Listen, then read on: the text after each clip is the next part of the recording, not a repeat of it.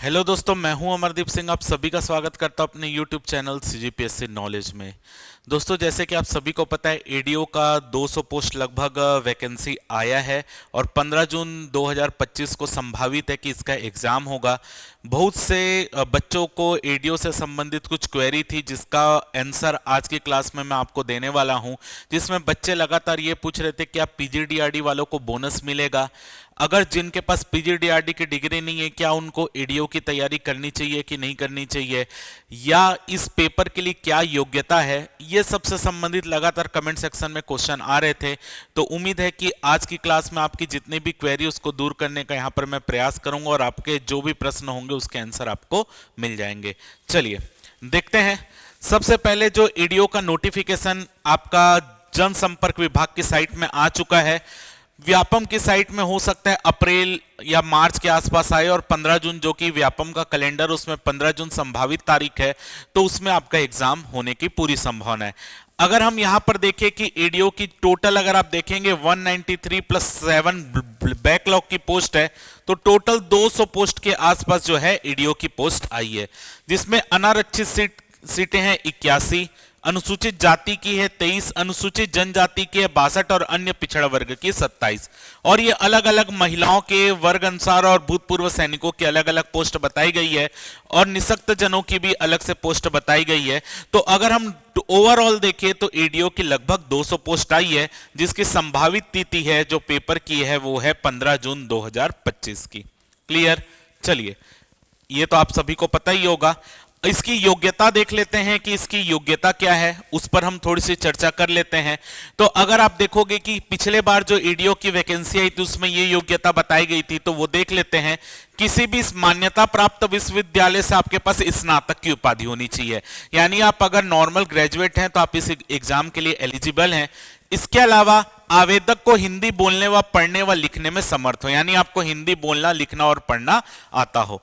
As देख लेते हैं। आयु सीमा क्या है? आयु सीमा है 20 वर्ष से लेकर 35 वर्ष की आयु, यानी यहां पर लिखा है 1 जनवरी 2017, क्योंकि 2017 में वैकेंसी आई थी, तो 1 जनवरी 2017 तक आयु 20 वर्ष होनी चाहिए। तो अभी क्या आएगा कि 1 जनवरी 2025, 1 जनवरी 2025 तक जिसकी आयु 20 वर्ष है और अधिकतम आयु 35 वर्ष है, वो इस एग्जाम के लिए एलिजिबल हैं। लेकिन अगर आप कोई अनुसूचित जनजाति के हैं, अनुसूचित जाति के हैं, अन्य पिछड़ा वर्ग के हैं या महिला हैं, तो ऐसी स्थिति में आपको जो छत्तीसगढ़ सरकार के द्वारा आयु सीमा में 5 वर्ष की छूट दी जाती वो आपको मिलेगी। तो आपके लिए जो आयु हो जाएगी वो 35 की जगह 40 वर्ष हो जाएगी। इसके अलावा जितने स्थानीय निवासी हैं केवल वही पेपर दे सकते हैं, जो छत्तीसगढ़ के मूल निवासी है केवल वो पेपर दे सकते हैं। तो आपको याद रखिएगा, एज ग्रुप 20 से 35 है। 1 जनवरी 2025 तक आपकी आयु 20 वर्ष होनी चाहिए, और आपका जो एज है वो 35 साल से ज्यादा नहीं होना चाहिए, और कैटेगरी वाइज या महिलाओं को जो छत्तीसगढ़ शासन छूट देता है वो आपको मिलता रहेगा। अब देख लेते हैं जो पीजीडीआरडी की है, यानी जो स्नातक है उनको तो आपको ये मिलेगा। स्नातक जो है उनको आपको आप पेपर देने के लिए एलिजिबल है। अगर आपके पास ग्रेजुएट की कोई भी डिग्री है ग्रेजुएशन की, तो आप इस पेपर के लिए एलिजिबल है। अब जिन्होंने ग्रेजुएशन के अलावा पीजीडीआरडी की है, जिन्होंने ग्रेजुएशन के अलावा पीजीडीआरडी किया है, यानी ग्रामीण विकास में जो डिप्लोमा का कोर्स होता है, अगर आपने वो किया है, तो उनको जो है पिछले बार 15 अंक का बोनस दिया गया था। याद रखिएगा, उनको पिछले बार कितना अंक का बोनस दिया गया था? 15 अंक का बोनस दिया गया था, और इसके लिए बकायदा राजपत्र में इसको अधिसूचित किया गया था कि एडीओ की वैकेंसी में जिन्होंने पीजीडीआरडी किया है उनको 15 अंक का बोनस मिलेगा। अब यह प्रक्रिया कैसे होती है कि किनको बोनस मिलेगा, किनको बोनस नहीं मिलेगा, या बोनस के बाद जो अगर बोनस आपने पीजीडीआरडी नहीं किया तो उनका क्या होगा वो देख लेते हैं। देखिए, क्योंकि ये पिछले बार 150 नंबर का पेपर हुआ था, लेकिन इस बार जो पेपर होगा वो 100 नंबर का अनुमान थे कि 100 नंबर का आपका पेपर लिया जाएगा। तो अब यहां पर क्या होता है, अब यहां पर हम दोनों ही केस देख लेते हैं, जिनके पास पीजीडीआरडी है और किनके पास पीजीडीआरडी नहीं है, उनके केस में क्या होगा। जैसे कि 100 नंबर का आपका पेपर है, मान लेते हैं कि कोई स्टूडेंट 100 में से 80 नंबर पेपर में लाया है। मान लेते कोई स्टूडेंट 100 में से 80 नंबर पेपर में लाया, तो अब क्या होगा, इस 80 का 85% निकाला जाएगा। इस 80 का क्या किया जाएगा, 85% निकाला जाएगा। मान लेते हैं इस 80 का 85% लगभग 68 नंबर के आसपास आएगा। अगर जिन्होंने पीजीडीआरडी किया है उसमें इस 68 में 15 नंबर ऐड हो जाएगा, लेकिन अगर जिन्होंने पीजीडीआरडी नहीं किया है तो उनका एक्चुअल नंबर 68 ही रह जाएगा। यानी जिनका भी जो भी पेपर देगा एडीओ का, वो 100 में से जितने भी नंबर लाएगा उसका 85% निकाला जाएगा, और अगर उन्होंने आगे पीजीडीआरडी किया हुआ है तो उनमें 15 नंबर ऐड हो जाएगा, और जिन्होंने पीजीडीआरडी नहीं किया है उनका ये 85% निकलकर जो भी वैल्यू आ रही होगी वो उनका फाइनल नंबर होगा। क्लियर है?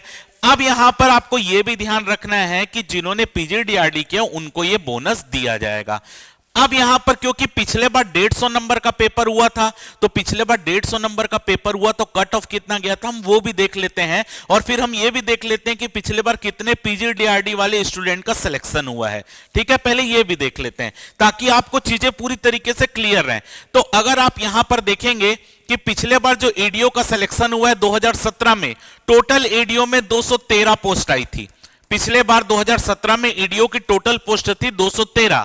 अगर आप देखेंगे जनरल कैटेगरी में जो मेल का फाइनल सिलेक्शन हुआ है वो 94.469 नंबर पर हुआ है। मैं टॉपर की बात नहीं कर रहा हूं, मैं अंतिम सिलेक्शन की बात कर रहा हूं कि एडीओ में जो पिछले बार जनरल कैटेगरी से मेल का अंतिम जो सिलेक्शन हुआ है वो 94.469 नंबर पे हुआ है, और ये कितने नंबर में से, 150 नंबर में से। 150 नंबर में से 94.469 नंबर मेल का जो है अंतिम सिलेक्शन हुआ था जनरल कैटेगरी से।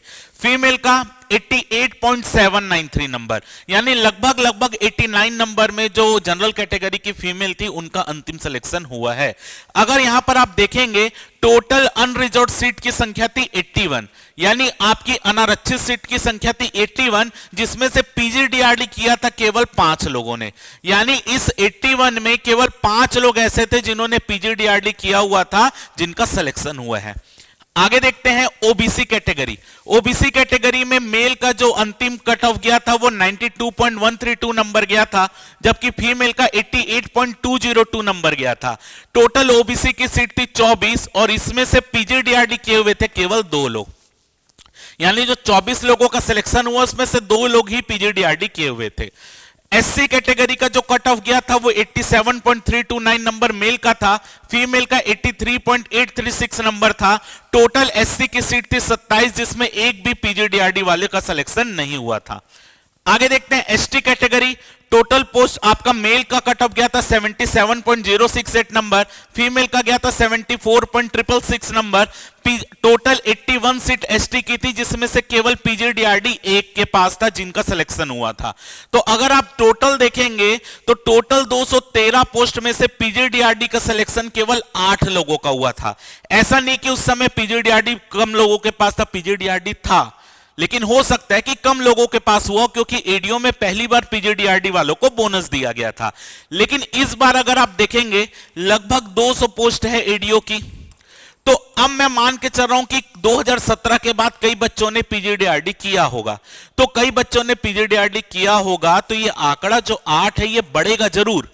ये आंकड़ा हो सकता है कि 200 में 50-60 सीट तक जाए, यानी पीजीडीआरडी जिन्होंने किया उसका सिलेक्शन 50-60 सीटों में होगा। लेकिन ऐसा नहीं है कि पूरी की पूरी सीट आपका पीजीडीआरडी वाले ले जाएंगे। क्यों, ये मैं क्यों बोल रहा हूं इसको आप समझिए। देखिए, पीजीडीआरडी को 15 नंबर तो बोनस मिलेगा, ये आपको पता है। अगर नहीं देंगे तो कोर्ट केस लगेगा, कोर्ट केस में मामला फंसा रहेगा। ठीक है, 15 नंबर पीजीडीआरडी को बोनस मिलेगा क्योंकि राजपत्र में प्रकाशित अभी तक चेंज नहीं हुआ है। तो पीजीडीआरडी को बोनस का लाभ तो तभी मिलेगा ना जब उनके नंबर ज्यादा आएंगे। अगर मान लेते हैं कि किसी ने पीजीडीआरडी किया है और उनका 100 में से 60 नंबर आ रहा है, मान लेते हैं 100 में से 60 नंबर व्यापम के पेपर में आ रहा है, तो 60 का क्या करना पड़ेगा, 85% निकालना पड़ेगा। 60 का 85% जो निकलेगा उसके बाद 15 नंबर जुड़ेगा तो उनका मार्क कहां तक आ जाएगा, 59 नंबर तक।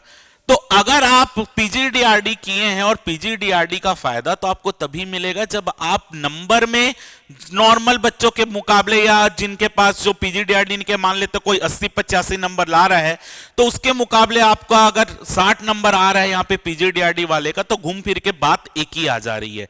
ऐसा तो नहीं, अभी आप व्यापम का एग्जाम देखते हैं वार्डन के पेपर में, या आप देखेंगे कोई और पेपर में, कितने बच्चों का 80-85 नंबर चला जाता है? कम बच्चे, उसका जो क्राइटेरिया रहता है मुश्किल से 100 बच्चे के आसपास 80 नंबर के ऊपर जाते होंगे। बाकी बच्चे तो वही होते हैं ना जो 70-65 ये रेंज में आते हैं। तो अगर पीजीडीआरडी का लाभ आपको लेना है, पीजीडीआरडी का लाभ तो तभी मिलेगा ना जब आपका नंबर 80-85 जाए, तब वो वहां पे पीजीडीआरडी जो किया होगा उसका कट के 68 नंबर आएगा, फिर 68 से वो बढ़ के जाएगा 80 नंबर तक, दोबारा 15 नंबर जुड़ेगा। लेकिन अगर पीजीडीआरडी जिसने किया है उसका नंबर खुद में 60 नंबर के आसपास आएगा, तो घूम फिर के वो 60 नंबर में ही रह जाएगा नॉर्मलाइज होने के बाद। यानी अगर किसी ने 60 नंबर लाया है, उसका 85% अगर निकलेगा भी, तो 85% निकलने के बाद मान लेते हैं 45 नंबर के आसपास आ रहा है, 15 जुड़ेगा तो ये 60 में ही रह जाएगा ना। तो अगर आपका भी 80-85, अगर आप 75-80 नंबर तक जा रहे हैं नॉर्मल में, तो अगर आपका भी नॉर्मलाइज करेंगे तो यही नंबर के आसपास आएगा। तो ऐसा नहीं है कि जिनके पास पीजीडीआरडी है वो पूरी तरीके से रेस में है और जिनके पास नहीं है वो पूरी तरीके से बाहर है, ऐसा नहीं है। आपके पास, जिनके पास पीजीडीआरडी नहीं है उनके पास भी मौका है, लेकिन ऐसा नहीं कि पूरी तरीके से मौका है। 15 नंबर बहुत बोनस होता है, ये उनको जरूर फायदा देगा, लेकिन ऐसा नहीं कि पूरी के पूरी सीट पीजीडीआरडी लेकर जाएंगे। ये 50 से 60 सीट के आसपास पीजीडीआरडी जा सकता है, क्योंकि बहुत बच्चों ने उसके बाद पीजीडीआरडी बनाया है। तो जिन्होंने पीजीडीआरडी नहीं बनाया है उनके पास भी ये मौका है कि आप अच्छा स्कोर करें, नॉर्मलाइज के बाद आप इनके बराबर नंबर आ सकते हैं आपके। आप पूरी तरीके से रेस से बाहर नहीं है। अब देखो, आपको देखना है वीडियो में कमेंट में बहुत बच्चे बोलेंगे नहीं हम तो रेस से बाहर है, आप कोर्स बेचने के लिए ऐसा बोल रहे हैं, या कई बच्चे ऐसा बोलेंगे। लेकिन आपको अपनी तैयारी के ऊपर भरोसा रखना, अपनी तैयारी के ऊपर भरोसा रख के आपको, अगर आप वार्डन के एग्जाम में 80-82 तक जा रहे हैं, आप एडीओ का आप देख रहे पेपर का पैटर्न, अब कूट वाले क्वेश्चन बढ़ते जा रहे हैं, आपके स्टेटमेंट वाले क्वेश्चन लगातार बढ़ते जा रहे हैं, तो पेपर का स्तर भी थोड़ा सा बढ़ रहा है। तो इन चीजों पर ध्यान रखेंगे, तो इन चीजों में ध्यान रखकर अगर आप 80 नंबर के आसपास नंबर नॉर्मल में ला रहे हैं, तो आप नॉर्मलाइज करके उतने ही नंबर आ जाएंगे जितने पीजीडीआरडी वाले। जरूरी थोड़ी कि जिन्होंने पीजीडीआरडी किया है वो सभी 80 के पार ही चले जाएंगे। तो इन चीजों का ध्यान रखिए, पॉजिटिव रहिए और अपना पूरा आराम से अगर आप तैयारी करना चाह रहे हैं तो तैयारी कीजिए, क्योंकि पूरे साल भर में अगर आप देखेंगे नॉर्मल ग्रेजुएशन वालों के लिए व्यापम में कोई भी परीक्षा नहीं है। एक परीक्षा सीधा अंत में आएगी, वो आपका अमीन का पेपर है। बीच में अगर आप देखेंगे एक आबकारी आरक्षक का पेपर और एक एडीओ का पेपर है। इसके अलावा नॉर्मल ग्रेजुएशन वालों के लिए कोई पेपर नहीं है। तो आप खाली बैठेंगे तो खाली बैठने से अच्छा है कि आप प्रयास कीजिए। इसमें प्रयास करेंगे तो कोई आगे एग्जाम होगा उसमें भी आपको छत्तीसगढ़ तो काम आना ही है। और जिनके पास मैथ्स कमजोर है, जिनका इंग्लिश कमजोर है, उनके लिए पेपर तो ये बोल सकते हो कि आप इससे अच्छा कोई पेपर नहीं है, क्योंकि इसका सिलेबस छोटा होता है और सिलेबस छोटे के साथ साथ इसमें मैथ्स और इंग्लिश का पार्ट नहीं है। तो जिनका मैथ्स और इंग्लिश कमजोर है वो इसमें प्रयास जरूर करें। रिजल्ट का भी चिंता करेंगे तो आप पेपर रिजल्ट से पहले ही आप पेपर में हार मान चुके होंगे, कि अगर आप ये सोच के पढ़ेंगे कि रिजल्ट क्या होगा, ये पीजीडीआरडी वाले बोनस मिलेंगे। आप अपना प्रयास कीजिए ना, अपना कर्म कीजिए। फल की चिंता आप अभी से करोगे तो आप कर्म ही अच्छा नहीं कर पाओगे। तो आप अपना कर्म कीजिए, उसके बाद देखेंगे कि क्या होता है क्या नहीं होता। लेकिन यहां पर इससे ज्यादा सिलेक्शन नहीं होगा, आप देख लीजिएगा, ठीक है। तो अगर आप प्रयास कर रहे हैं तो आप अच्छे से प्रयास इसके लिए कीजिए। अगर आप देखेंगे जो इस बार का एक्सपेक्टेड सिलेबस है, एक्सपेक्टेड सिलेबस पर चर्चा कर लेते हैं। ग्रामीण विकास आजीविका पंचायती राज 50 अंक का आएगा, क्योंकि टोटल 100 अंक का इस बार पेपर होना है, ऐसा चल रहा है। और अभी जो एक्सपेक्टेड सिलेबस है उसमें ग्रामीण विकास आजीविका पंचायती राज 50 अंक का आएगा, यानी टोटल 50 क्वेश्चन इनके मिलाकर आएंगे। छत्तीसगढ़ का है वो 25 अंक का आएगा। छत्तीसगढ़ सामान्य अध्ययन जो इंडियन जीएस होगा वो 15 अंक की। अब पिछले बार सिलेबस में नहीं था, पिछले बार केवल संविधान सिलेबस में था, लेकिन इस बार पूरा आपका भारत का सामान्य अध्ययन सिलेबस में जोड़ा जाएगा, ऐसा चल रहा है अभी। तो 15 अंक यहां पर इसका रहेगा और हिंदी आपका 10 अंक का आएगा। तो टोटल अगर आप देखेंगे तो 50 क्वेश्चन ग्रामीण विकास आजीविका पंचायती राज के, 25 क्वेश्चन जो आएंगे वो आपका छत्तीसगढ़ का आएगा, 15 क्वेश्चन इंडियन जीएस का आएगा और 10 क्वेश्चन हिंदी का आएगा। तो ये अभी आपका एक्सपेक्टेड सिलेबस है जो ये आपका चल रहा है। पिछले बार सिलेबस अगर आप देखेंगे, पिछले बार का सिलेबस में भी थोड़ा सा नजर मार लेते हैं। पिछले बार का अगर आप यहां पर सिलेबस देखेंगे तो पिछले बार सिलेबस में सामान्य विज्ञान विशेषकर छत्तीसगढ़ के क्षेत्र में था, 150 अंक का पेपर था। तो 5 पार्ट में बांटा गया था, सब 30-30 नंबर का था। सामान्य ज्ञान 30 नंबर का, आजीविका 30 नंबर का, पंचायती राज 30 का, ग्रामीण विकास और सामान्य हिंदी ये सब 30-30 नंबर का पार्ट चल रहा था। ठीक है, तो इस बार क्या किया गया है, आजीविका, ग्रामीण विकास और पंचायती राज को एक करके 50 नंबर किया जा रहा है, ऐसा अनुमानित है। हिंदी 10 नंबर का है, छत्तीसगढ़ आपका 25 नंबर का और इंडियन जीएस 15 नंबर का। इस प्रकार 100 अंक का पेपर है। ठीक है, अगर आप एडीओ की तैयारी कर रहे हैं और एडीओ की तैयारी करना चाह रहे हैं, ये आपके विकल्प के ऊपर डिपेंड करता है, तो उसके लिए हमारे जो 2 बैच अभी चालू होंगे वो है आपका 27 जनवरी से। 27 जनवरी से आपके 2 बैच यहां पर स्टार्ट हो रहे हैं, ऑनलाइन ऑफलाइन दोनों मोड में बैच स्टार्ट हो रहे हैं। अगर आप देखेंगे, एक है आपका विस्तार बैच 3.0। विस्तार बैच 3.0 इसमें आपका संपूर्ण पाठ्यक्रम रहेगा। आपका जितना ईडीओ का सिलेबस आएगा, चाहे वो अपडेट होकर आए, चाहे वो पुराना वाला सिलेबस है, जो भी सिलेबस है इसमें पूरी चीज आपको कवर कराई जाएगी। अभी जो है, अगर आप इसको ऑनलाइन फीस जो है वो 2500 रुपए थी, लेकिन अभी डिस्काउंट ऑफर चल रहा है 1500 रुपए में। तो ये डिस्काउंट ऑफर 5 दिनों के लिए है। अगर आप इस बैच को ज्वाइन करना चाहते हैं तो ईडीओ का आप ये 1500 रुपए में अभी फिलहाल में ये बैच ज्वाइन कर सकते हैं। डिस्काउंट ऑफर 5 दिन का है। कैसे ज्वाइन करेंगे, अगर आप ऑनलाइन ज्वाइन करना चाहते हैं तो इसकी लिंक आपको कमेंट सेक्शन में मिल जाएगी, वहां से क्लिक करके आप इसको ज्वाइन कर सकते हैं। सभी क्लास का पीडीएफ आपको उसमें अवेलेबल कराया जाएगा। क्लास जैसे जैसे होती जाएगी पीडीएफ आपको मिलता जाएगा, आप पीडीएफ अपना प्रिंट आउट करा सकते हैं। लाइव क्लास चलेगी, मॉर्निंग 8:30 बजे से क्लास होगी, 11:30 बजे तक चलेगी। अगर आप लाइव क्लास नहीं देख पा रहे हो तो उसके बाद आपको रिकॉर्डेड क्लास भी मिलेगा। ठीक है, तो ये आपका 2500 का 1500 रुपए। और अगर आप ऑफलाइन ये बैच ज्वाइन करना चाह रहे हैं, हमारे रायपुर सेंटर में आकर आप अगर इसमें पढ़ना चाह रहे हैं, डीडीयू नगर में हमारा रोहिणीपुरम में सेंटर है रायपुर में, अगर आप यहां पर इसमें पढ़ना चाह रहे हैं तो ऑफलाइन फीस जो है वो 6000 रुपए, लेकिन अभी डिस्काउंट चल रहा है वो 4000 रुपए में आप पूरा ईडीओ का कोर्स पढ़ सकते हैं। ठीक है, 27 तारीख से ही क्लास स्टार्ट होगी।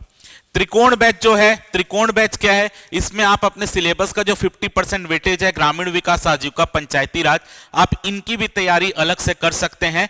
इसका भी फीस जो है वो 1800 रुपए है, लेकिन अभी डिस्काउंट चल रहा है तो 1080 रुपए में आप इसको ज्वाइन कर सकते हैं। ये ऑनलाइन मोड में, लिंक कमेंट सेक्शन में मिल जाएगा। और अगर आप ऑफलाइन ज्वाइन करना चाहते हैं तो इसकी फीस 3000 रुपए, लेकिन अभी डिस्काउंट करके 2000 रुपए में आप एडमिशन ले सकते हैं। ठीक है, तो ऑनलाइन ऑफलाइन दोनों की जानकारी, ऑफलाइन सेंटर हमारा रायपुर में है, इसको ध्यान रखिएगा। अगर कोई यहां पर ऑफलाइन ज्वाइन करना चाह रहा है तो उसको मैं कांटेक्ट नंबर बता दे रहा हूं, ताकि आप इसमें कांटेक्ट करके, ये आपका कांटेक्ट नंबर है, यहां पर आप कांटेक्ट करके कोई भी अगर आपकी क्वेरी होगी बैच से रिलेटेड वो आप यहां पर पूछ सकते हैं। ये आपको नंबर नीचे दिया गया है। ठीक है, आप इन नंबरों पे कॉल करके, आप किसी भी नंबर पे कॉल करके कोई भी आपकी क्वेरी होगी तो आप पूछ सकते हैं। ये 9201180992। कहां हमारा सेंटर है रायपुर का, तो हमारा MG tower 2nd floor, DDU Nagar, Gol Chowk, Raipur में हमारा सेंटर है। आप ये नंबर पे कॉल कीजिए और आपको अगर सेंटर से रिलेटेड कोई जानकारी चाहिए होगी वो भी आपको मिल जाएगी। ठीक है, तो चलिए यही जानकारी आपको देना था। उम्मीद है कि आपके जितने भी प्रश्न थे उसका आंसर यहां पर मैंने दे दिया होगा। अब कई बच्चे ये भी बोल रहे हैं कि ये उसमें जो एडीओ का पोस्ट है उसमें सुप्रीम कोर्ट में कुछ केस चल रहा है, उसके कारण ये बात, इसमें हो सकता है कि बाद में जो पोस्टिंग पाएंगे उनको पोस्ट से निकाल दिया जाएगा, जैसे शिक्षक भर्ती में चल रहा है। तो अगर आप एडीओ का पुराना वाला जब नोटिफिकेशन आया था आप उसमें भी जाकर देखिएगा, उसमें हाई कोर्ट में केस चल रहा था। उस समय हाई कोर्ट का भी लिखा हुआ था कि ये जो जितने भी एग्जाम होगा ये हाई कोर्ट की निगरानी में होगा, या हाई कोर्ट इसके मतलब उसके कारण बाधित हो सकता है, वो सब लिखा था, लेकिन वो सब पोस्ट मिल चुका है। तो यहां पर आपको निगेटिव बात करने की आपके पास बहुत सारे रीजन हो सकते हैं, लेकिन आपको अगर आप जेन्युइन तैयारी करना चाहते हैं तो आप अपना तैयारी चालू कर दीजिए। भले आपको कोर्स लेना ना लेना वो तो एक अलग बात है, लेकिन आपके लिए जेन्युइन अगर आप तैयारी कर रहे हैं और अगर आप देख रहे हैं व्यापक कैलेंडर की पोस्ट कितनी सीमित है, अगर आप जेन्युइन तैयारी करना चाह रहे हैं और गवर्नमेंट जॉब पाना चाह रहे हैं, तो आप ये सब बातों को छोड़कर अपने कर्म पर ध्यान दीजिए, अच्छा प्रयास कीजिए, पूरी तरीके से जितनी भी चीजें आप पढ़ने का प्रयास कीजिए, वो आपके काम जरूर न जरूर आएगा ही। चलिए मिलेंगे। आपके ईडीओ के लिए तो कुछ कुछ क्लासेस चल ही रही हैं, आपका यूट्यूब में भी डेली कुछ कुछ क्लासेस आ रही हैं, वो निरंतर कुछ ना कुछ एमसीक्यू ये सब चीज़ आता रहेगा। मिलेंगे आपको अगली क्लास में, इतनी ही जानकारी देनी थी। धन्यवाद। जय भारत, जय छत्तीसगढ़।